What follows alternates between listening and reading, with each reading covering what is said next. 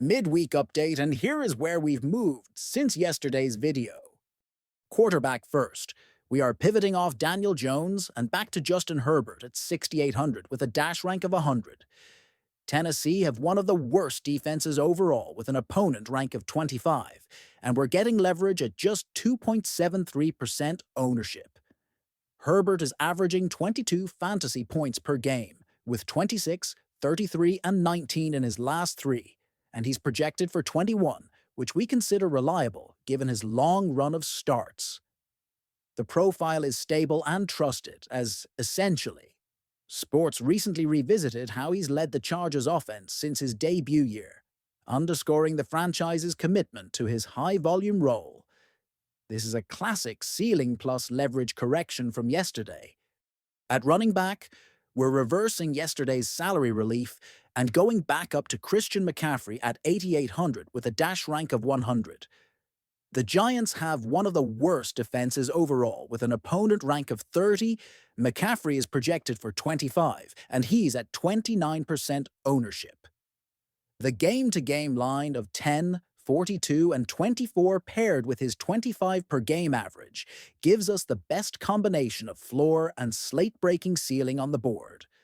National coverage keeps lining up with this thesis, from Week 9 previews asking if McCaffrey and Sam Darnold will go off to broader fantasy rundowns, slotting McCaffrey among the week's headline plays.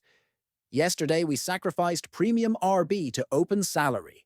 Today, the value elsewhere lets us buy back the most bankable RB ceiling. We are keeping Jamar Chase at 8,400 with a dash rank of 100. Chicago have one of the worst defenses overall with an opponent rank of 24. Chase sits at 24.53% ownership with a 21-point projection and a 23 per game average. And he's fresh off 21, 41, and 25. The Y is unchanged from yesterday and reinforced by DFS pro Mike McClure's tout, plus the note that Chase matched Jimmy Smith's milestone, confirming the explosive week-winning ceiling in a plus opponent rank. Tight end is a change from yesterday's Tucker Craft. We're back on Tyler Warren at 5,500 with a dash rank of 100. Pittsburgh have one of the worst defenses overall, with an opponent rank of 29. Warren projects for 14, averages 14 per game, and has posted 9, 17, and 18 recently, with ownership at 7.93%. We like the touchdown equity and the steady usage in a soft opponent context. Sportsline's machine learning model highlighting Warren in anytime TD discussions supports the red zone thesis, and the recent piece on Jonathan Taylor, challenging the rookie mindset, signals a high accountability environment that keeps Warren's role sharp.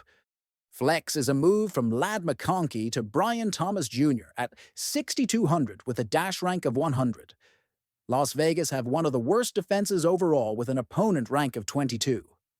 Thomas projects for 14 with 11 per game, and recent 6, 23, and 8, and he's effectively 0% owned. We're leaning into the leverage here with breakout upside. The news flow is supportive. Reports that the trade market is heating up around him, and PFF's ranking of Jacksonville's revamped receiving core inside the top 16, with Thomas emerging both back a talent-driven ceiling at suppressed ownership. Defense pivots from the Chargers to the Rams at 3,900 with a dash rank of 100. The Saints have one of the worst defenses overall with an opponent rank of 29.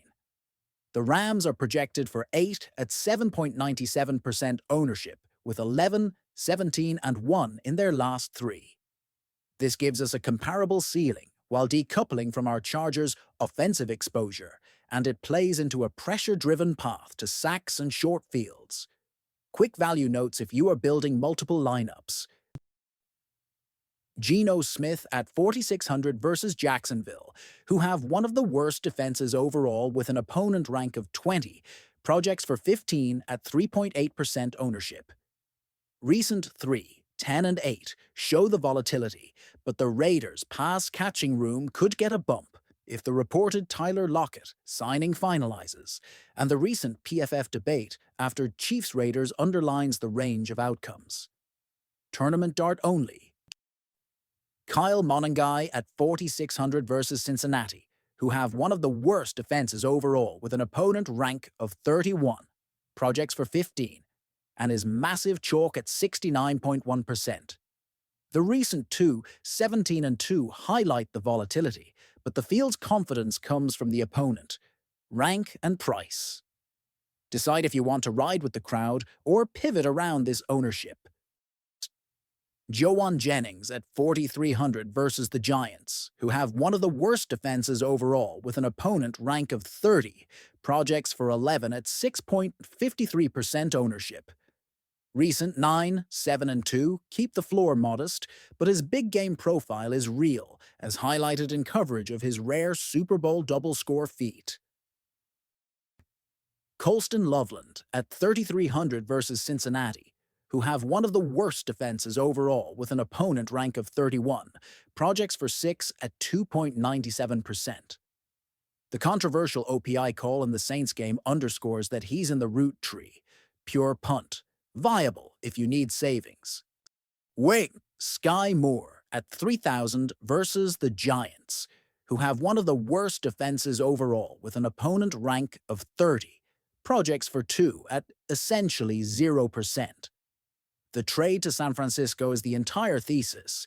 You are betting on a sudden roll jump at the stone minimum in MME. Falcons defense at 2,500 versus New England, who have a middle-of-the-pack defense overall with an opponent rank of 19, projects for 6 at 8.07%.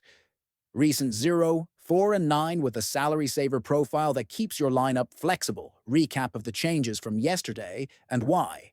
Quarterback, off Daniel Jones, and onto Justin Herbert for ceiling plus leverage against one of the worst defenses overall, with low ownership and stable recent production, supported by long-term roll reports. Running back, off Tyrone Tracy Jr., and back to Christian McCaffrey, because the Giants present one of the worst defenses overall. Projection and floor-ceiling combo are elite, and late-week value frees the salary. Wide receiver, keeping Jamar Chase because the opponent rank is favorable, and the week-winning ceiling remains verified by recent production and national DFS analysis.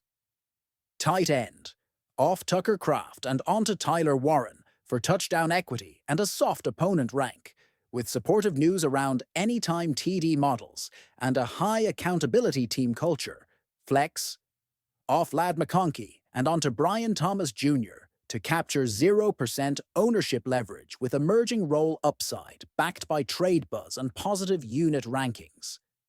Defense, off the Chargers and onto the Rams to diversify from our Chargers' offensive exposure while maintaining a strong projection versus one of the worst defenses overall.